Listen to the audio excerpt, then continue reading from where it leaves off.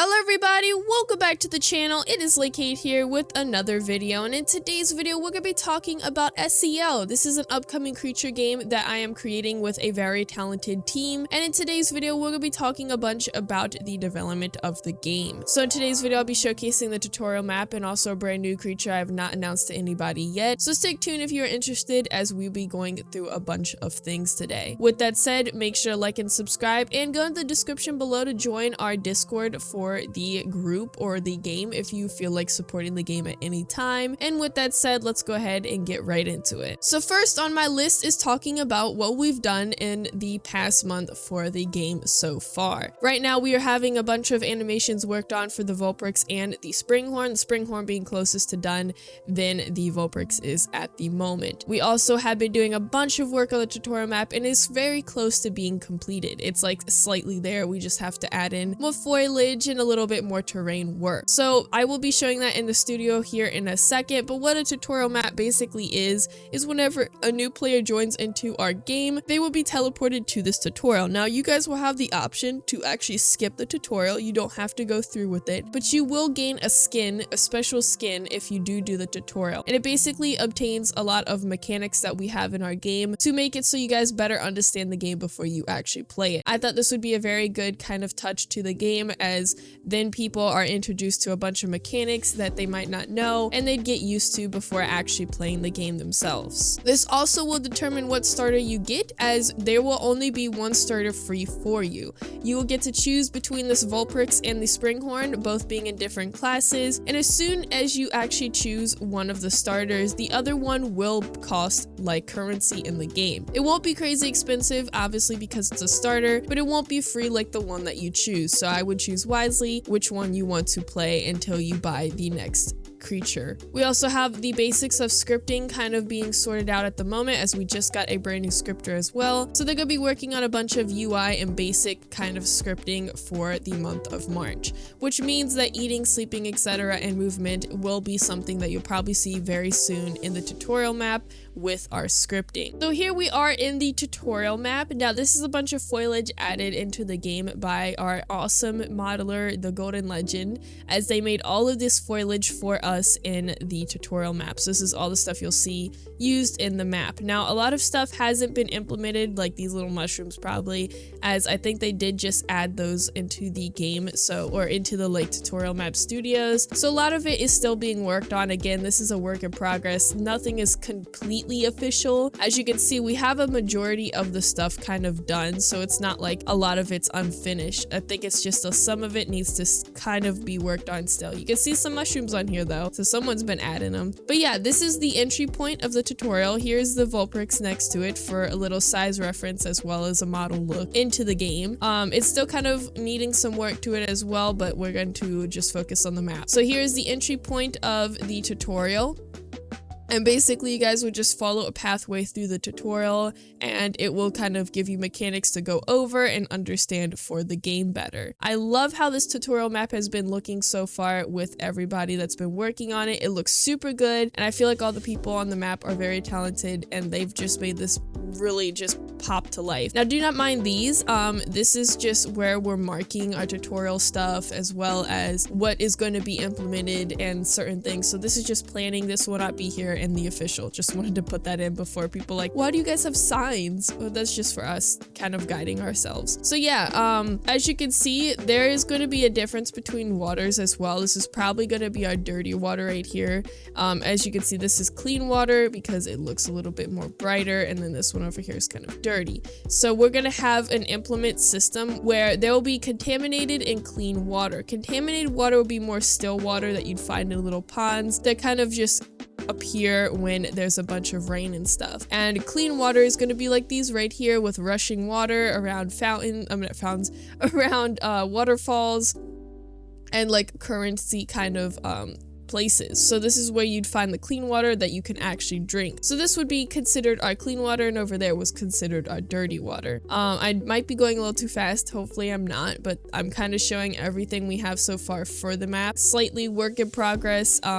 We still have a lot of things to kind of fix or add in for foliage wise, but other than that, it looks pretty complete. We are also, by the way, before I move on to the next thing, we're also looking for someone who can 3D model buildings. So if you are one of those people that love to make buildings in 3D models, then this is the spot for you. We're looking for a modeler who can do that, as I kind of suck at making houses and buildings and stuff, and we're going for a futuristic style this time. We're going to be making like futuristic buildings, so, and they're obviously going to be ruins. They're not going to be just there in the map. They're going to be like run down and stuff like that. Like, this is what I made, but I think I'm going to replace it because I don't really like how it looks, and we're not going for a medieval theme anymore, so because it would not really make sense for it to go to a medieval theme with the lore that we're going for. So anyone that is looking for a job, we're still looking for a modeler who can model buildings. So if you are interested, again, in the description below, you guys can join the Discord for the game, and that is where you'll find me, and you can obviously DM me or the game manager and apply for that position. So April, which is the next month of our dev blog, we do a dev blog every April 6th, March 6th, you know, every 6th of the month. We will be doing a dev blog on what we did and what we're focusing on that month. And for April, we're going to be focusing a bunch on social media expansions. We're not just going to be focusing on the game in April, as I want to be expanding a lot of stuff. So we will be announcing the Roblox group for you guys to join in April 6th, so stay tuned for that if you guys are interested in joining the Roblox group. We're also going to be making it a studio, because after we finish on the SEL game, we're actually going to be creating another game. I'm not going to get into much detail because we're focused on SEL, and I want to keep the focus on SEL until we are comfortable enough to make another game. So with that said, we're going to get into some of the species that we have for SEL. The first one being the Arctosus. The Arctosus is a mix between a bear and a wild boar. This is one of the newest of our creatures, and this is going to be the class Obra. This is going to release after pre-alpha is out, and this will be the first of its class in class Obra, introducing a brand new class. We also do have new textures for the Vulprix. So here's a picture of the Vulprix and its new textures, as well as that in the Springhorn next to a human for size reference. The Springhorn's textures are kind of incomplete at the moment. I do have to finish those. So in the picture, they do look incomplete. I just wanted to put that in there. So we finally got new textures for the Vulprix. You already saw it in the tutorial map, but I wanted to show it again. So the next one is the creature that I wanted to show you guys. I haven't shown to anybody yet, and I thought this was a great way to implement it, as this will probably be coming in beta at least, or full release, as this is going to come with like the swimming mechanics for aquatics. This is the Retrotrum. I'm pretty sure I pronounced that wrong. I'm really sorry, but this is what the guy looks like. He is a shark mixed with, it looks like a swordfish. We are going to be removing the swordfish from the front of him due to it being kind of weird and unrealistic. Not saying it's a bad thing, but it's just kind of not fitting to the game. So we're just going to have him look like he does in this concept here. So this is going to be probably the starter, or one of the first of its class, as with the aquatics, we're going to be introducing a brand new class. This is far ahead in the game. That is why I'm announcing it in the YouTube department here and not posting it in the Discord, as I want it to kind of be a backlog until we figure out what we want to do with it. But yes, this is an official creature, and it will be coming in the future of SEL. We also have the Felititis. This is one of our other creatures that I just announced back in like last month or the month before, and this is a cat mixed with an owl species. It is going to be able to glide for anybody that is interested. This will be one of the first creatures to probably be able to glide, and it's not going to be able to fly due to it not being able to support all of its body weight with its wings. So yeah, this is the little cute owl with a cat mix guy. I really love the fact that this guy was like, I don't know, it just felt like SEL to me, so I just I had to add it to the game. It just looks so beautiful. So talking about nocturnal vision, I wanted to actually talk about something that is going to be unique to our game that I don't think a lot of other games will have. So this first one is heat and thermal vision. This will be a mechanic for certain creatures only able to see through heat vision. Heat sources will vary in color depending on their temperature. So any creatures that are going to be heat or thermal vision, which won't be very many, will have a mechanic that will make it so that they can see heat from other places, whether it's through a mountain or whatever the case might be. Next one being echolocation. This is a feature that animals with the creatures with the ability are able to use sound waves to navigate and detect other players, enhancing gameplay in dark or dense environments. Players with the vision will be different. So basically players will be highlighted blue when someone uses echolocation. Echolocation will be able to be turned off and on, but creatures with echolocation will have bad distal view, meaning that you guys won't be able to see very far away from yourself, and you're probably going to have to use echolocation to kind of navigate. Not meaning that you'll be blind, like your creature will be able to see very close up to itself, but probably farther away will be very difficult for it to see. Another thing which has been talked about in the very beginning of the game was burrows. Creatures can create burrows to lay nests or have children, or to hide and call it home. So Springhorn is a very good example. Springhorn is our starter that will be able to burrow. So they will be the first creature to actually implement this ability into the game. I will be creating some burrows and some stuff for the packs model-wise very soon.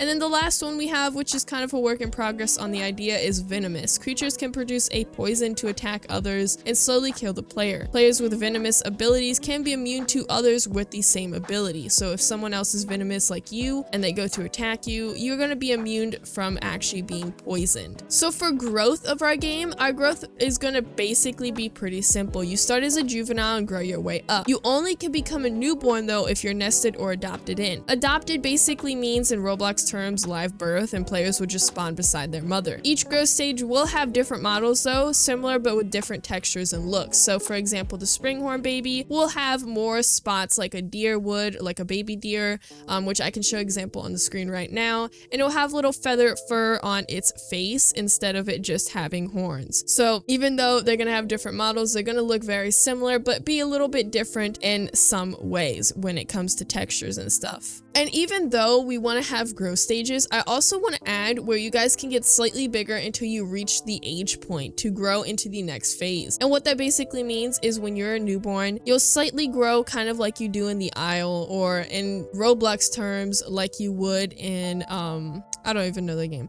but just like the Isle, you'll be able to grow slightly bigger every minute or so until you reach your age point. So we haven't really gotten to the idea of the age point yet, like if it's going to be 33 is where you go and you grow to a juvenile.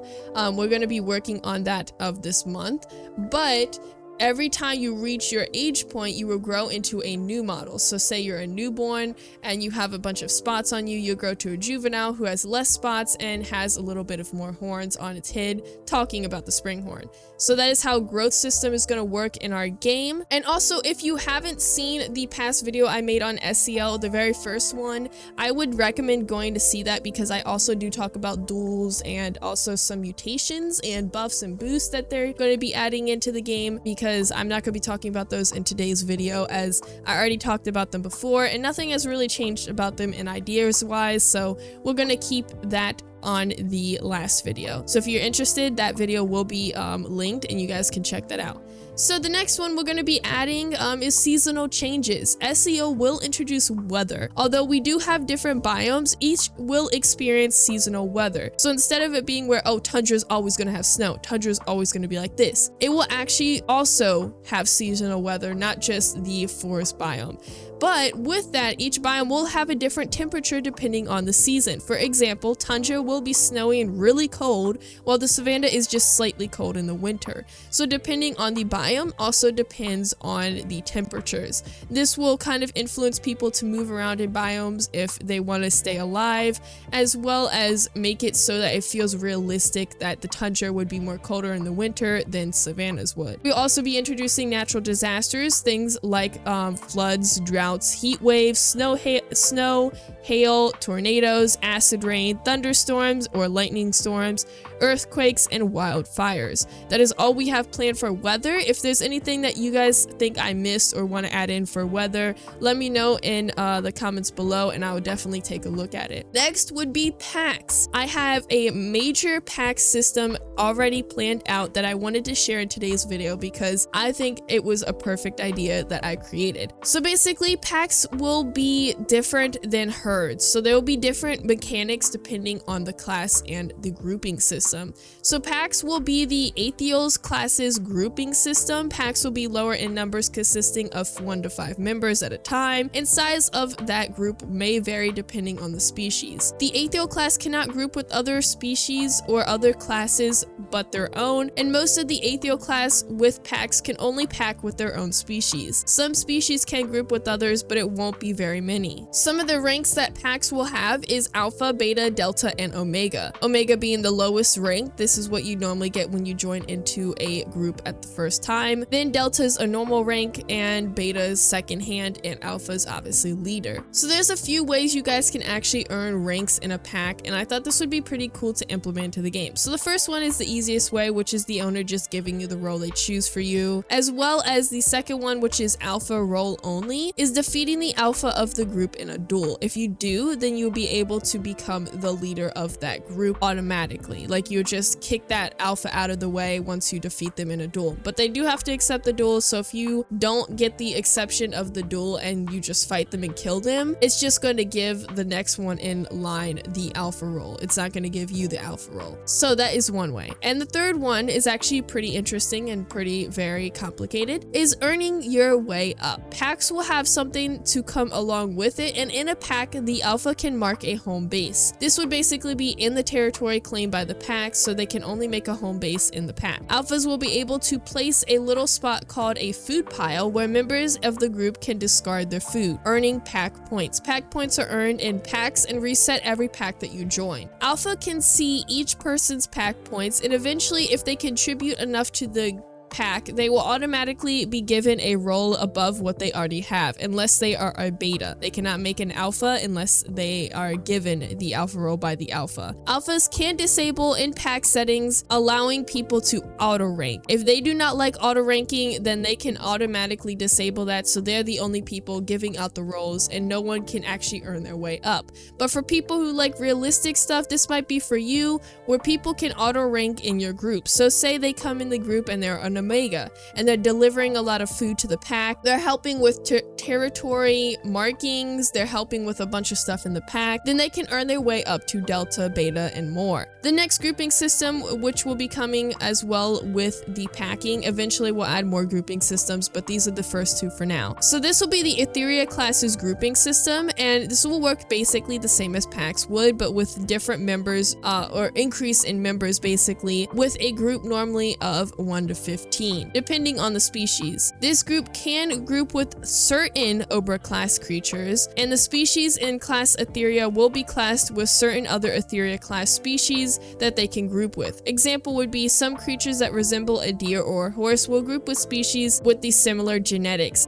Example would be the Ekros teaming with another species that's like a gazelle mixed with an okapi. So that is like a very big example of how this would work when it comes to grouping. So you can group with other species, but it will be kind of realistic in a way. Since herds cannot claim territory, they actually follow a migration path that changes each season. Migration paths, basically the best example for this would be like a river. It will be a giant line visible on the mini map and visible in the scent on the map too. When a new migration path shows up, it will be a giant hooved icon, and when a Etheria class species follows it, the path will start to become visible on the mini map. As they follow what they can see, they will go from one biome to another. Some paths will be different depending on the species and their grouping. There will also be something called a nesting ground for any herds that are out there, and basically this will be at the end of the migration path where people will be able to go there.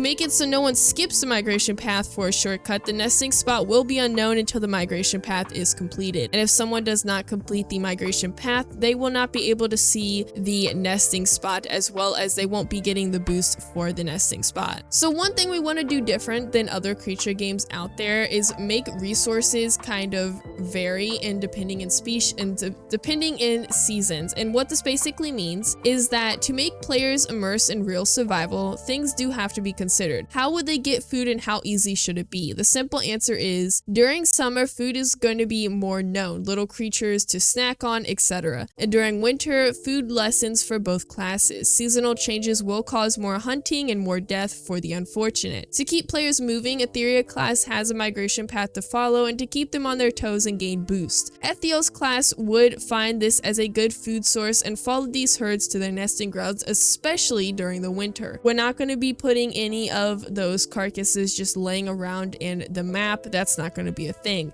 The only thing that's going to be possible like that is that you might find NPCs that already got deceased from something else. It could literally be anything. So there is the chance of that, but most of the time you'll be having to hunt NPCs or players in order to gain your food. There will not be any carcasses just laying around, unless obviously a player died or something and it's just there. The same goes for the herbivores.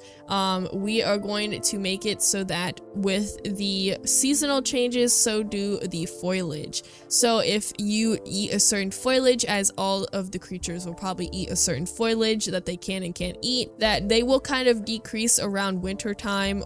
So then it's a little bit harder for them to get. So it's going to be the same kind of thing for both classes to even out the ends and make it a little bit more realistic. Now, we're not going to make it so hard and difficult for you guys to actually get food or get water. We just want to make it challenging in some sense so that people aren't just sitting around in our game. So for the herd ranks, we have lead, which would be the owner or the group leader. And with the herd, we're actually going to make it so that there can be 2 leads. There will be 2 max leads, and instead of it being like the packs where there's only going to be 1, you can actually have 2 people. Then we're going to have the pecking order. This is going to be basically the rank that you're given when you join into the herd, and this is going to be like the normal order. Weanlings, this is going to be the lowest rank. This is babies normally that are given this role, or herd members who mess up or are given the role by the leader. So you can obviously give them the lowest role if you really want to, but this is normally going to be for the babies that are born into the herd. So moving on to some questions some people had, which I'll be answering. This one's kind of been already answered, but will we be able to create territories as a pack? And if so, is there going to be any benefits of having territory except for a place to call home? And will we as creatures be able to create some sort of camp or den, for example, placing rocks to create bush barriers or dig little caves like Path of Titans do? Will there be some sort of family tree we can watch? So like I said, you'll be able to create territories, and how that's going to work in the game is basically every part of the map will have a different name. So there could be a dense forest or something. That's not like the official name, but that's an example. And if you were to mark the dense forest, it would claim the whole entire kind of part of the map that's named that. So on the mini map, that's what would show up. It's not going to be like hexagons like Echo La Brea does it. It's going to be like basically the areas or the parts. So you'll have to defend that whole entire place. Will we as a creature be able to create some sort of camp or den? I will be making models so you guys will be able to actually create certain things like that depending on your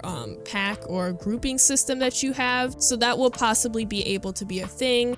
So like placing rocks or creating bush barriers. We probably could do that depending. It's going to be more like realistic. So if we ever do that, it's going to be more of a realistic kind of thing. And will there be some sort of like family tree we can watch? I don't know that yet because we haven't really talked about family trees for our game. It could be a thing in the future of our game. I just don't know how it's going to kind of implement into our game if we are ever to add that. So I don't know about the family tree part. I might be able to add something like that. We just have to think about the family trees. And also, will we be able to be elders basically? Yes, elders will be a thing for our game. I don't know what we're going to do to make them different from like adults and all that stuff like that, but I do have a plan to add elders into the game. Will there be trading? No, trading will not be a thing. This is going to be purely survival, and I feel like trading ruins the survival aspect of a game. So no, there will not be trading, but you can make it so that you can give other people certain things. For example, if you have a special skin, there's a chance you can nest them in with that special skin. So if you're a YouTuber or something and you get a exclusive YouTuber only skin, you can nest people in as that skin and they can play as it. It does not mean they own it, because once they die, they will not be able to re-choose that skin, but it will be there as an option for them to actually give out basically skins to other players. So that is basically everything I have for SEL in today's video. I know I did a lot of information drop there. I hope you guys enjoyed, and I hope you guys are